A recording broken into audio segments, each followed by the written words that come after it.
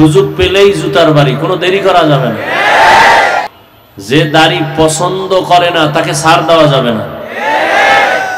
এই যুবক, নবীজির আদর্শে দাড়ি রাখো না কেন, নামাজ পড়ো না কেন?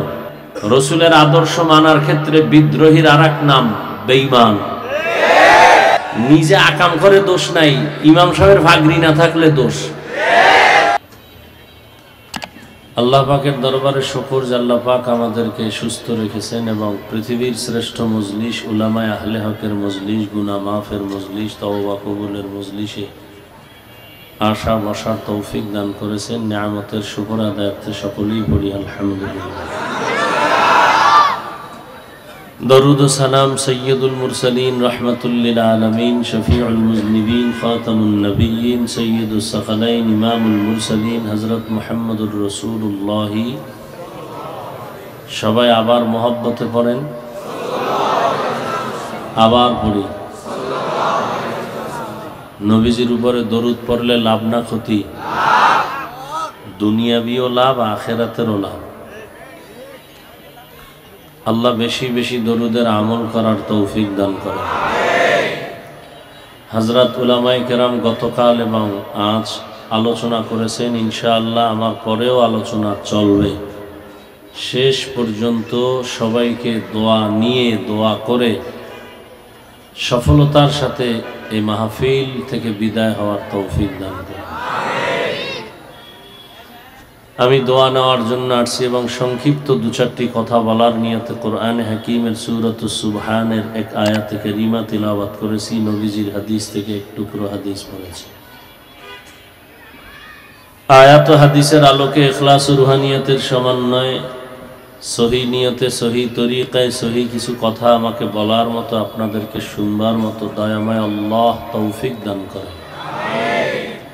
সুবহানাল্লাযী আসরা বিআবদিহি লাইলাম মিনাল মাসজিদিল হারাম। পবিত্র সত্তা যিনি ভ্রমণ করালেন তার প্রিয় বান্দাকে মসজিদে হারাম থেকে মসজিদে আকসা পর্যন্ত। আল্লাযী বারাকনা হাওলাহু লিনুরিয়াহু মিন আয়াতিনা।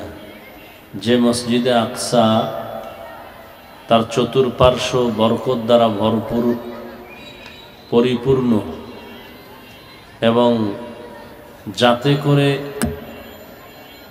তার প্রিয় বান্দা আল্লাহ পাকের কুদরতের নিদর্শন অবলোকন করতে পারেন, অনুধাবন করতে পারেন।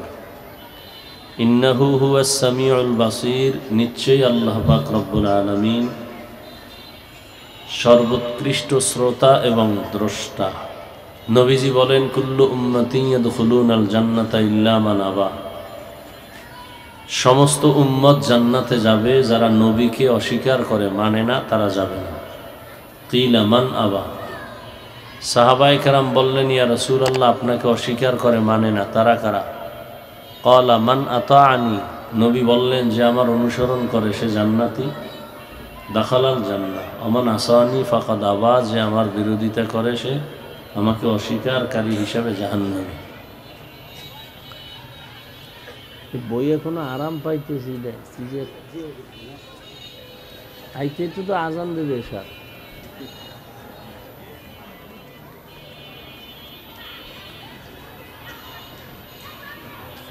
হাদিসের বিষয়টা একটু 2 মিনিট খেয়াল করেন, এরপরে সুযোগ থাকলে আমি আয়াতের উপরে কিছু কথা বলবো।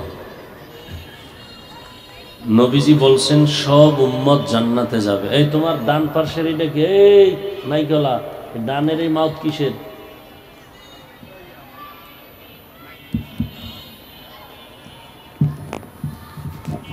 সব আউলো জৌলো করে থুইছো, এটা সুইচ মুইজ আছে না নাই?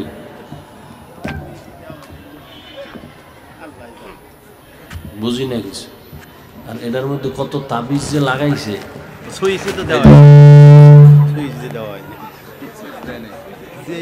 তোমরাও পাগল আর আমি আর এক পাগল।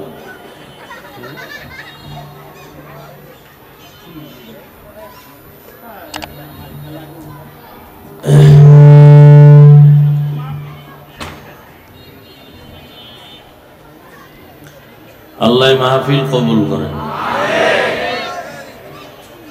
এই আমি না খোসাইলে হইতো আর কতটি তাবিজ এমন বান্দা বানছে,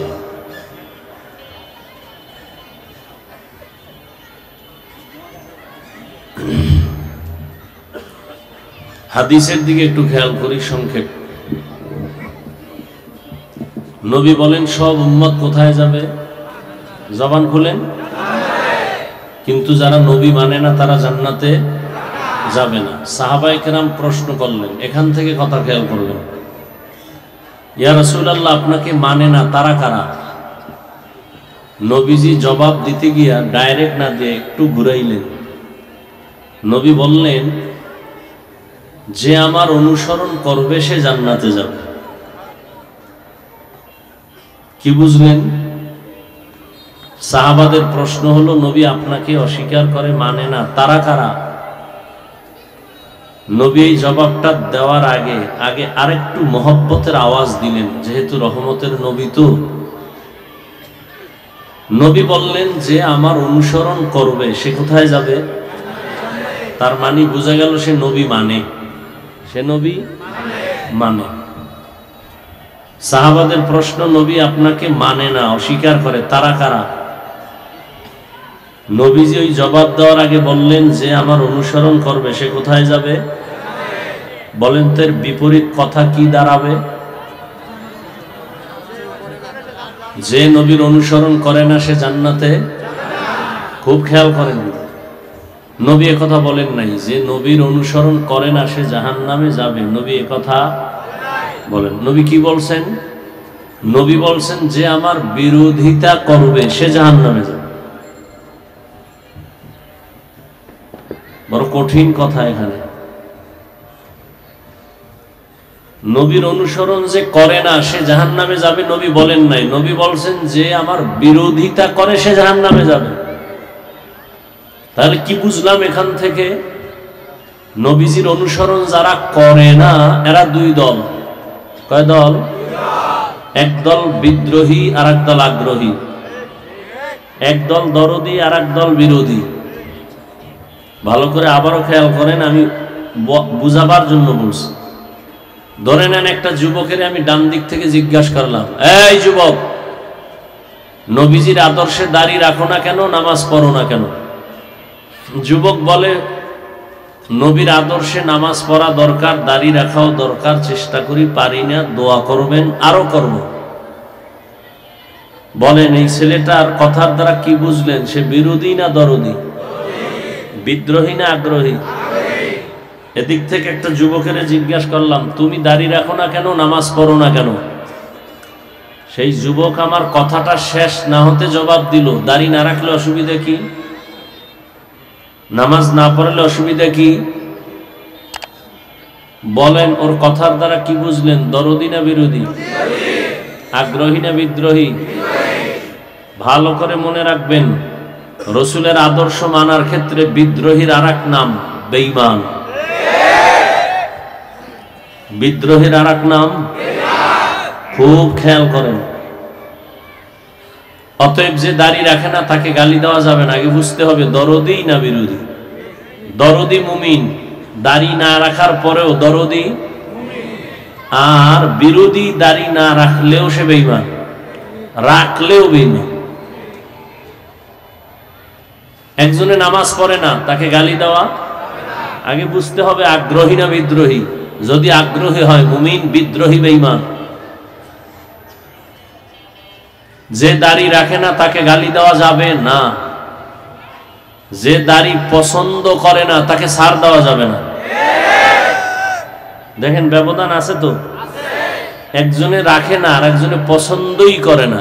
এক, যে দাড়ি রাখে না তার অন্তরে আগ্রহ আছে, সে মুমিন। আর যে পছন্দ করে না সে তাজা বেঈমান। একজনে নামাজ পড়ে না তাকে গালি দেওয়া, আর একজন নামাজ পছন্দই করে না তাকে ছাড় দেওয়া, সুযোগ পেলেই জুতার বাড়ি, কোনো দেরি করা যাবে না। একজনে ইসলামের রাজনীতি করে না তাকে গালি দেওয়া, আর একজনে ইসলামের রাজনীতি পছন্দ করে না তাকে ছাড় দেওয়া। একজন বেঈমান আর একজন মুমিন। যে নামাজ পড়ে না কিন্তু পছন্দ করে মুমিন।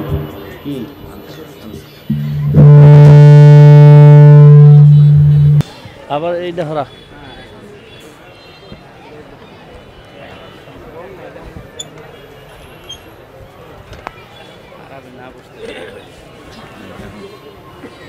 নিচে নামা, নিচে নামা। এটার মধ্যে আর ময়লা। আরে মাসু দেখ জানা জমা সব শেষ করে লাগছে। রুমালটা দিয়ে দিতে পারলি না? এই লাগলো কইতো না হ্যাঁ। তাহলে কথা কই রাখছিলাম মনে আছে? যে দাড়ি রাখে না তাকে গালি দেওয়া যাবে না, যে দাড়ি পছন্দ করে না তাকে ছাড় দেওয়া যাবে না। ব্যবধানটা বুঝলেন তো? একজনে নামাজ পছন্দ করে না আর একজনে নামাজ পড়ে না, দুজন সমান? একজন মুমিন আর একজন বেঈমান। বলেন তো কে বেঈমান? যে নামাজ। কে মুমিন? নামাজ পড়ে না কিন্তু ভেতরে কি আছে? আগ্রহ আছে। অতএব কোনো দাড়িবিহীন লোককে দেখলেই গালি দেওয়া, কোনো বেনামাজিকে দেখলে গালি দেওয়া, আগে বুঝতে হবে আগ্রহী না বিদ্রোহী। আমরা তো ওই যে একটা গ্রাম্য কথা আছে, অল্প বিদ্যা ভয়ঙ্কর। নিজের নামাজ টামাজ হয় না, না এর খবর নেই, আর একজনের দোষ ধরতে কোনো দেরি করে না। নিজে আকাম করে দোষ নাই, ইমাম সাহেবের ভাগরি না থাকলে দোষ। এরকম কিছু বেয়াদব আছে না সমাজে? আল্লাহ হেদায়াত দান করেন।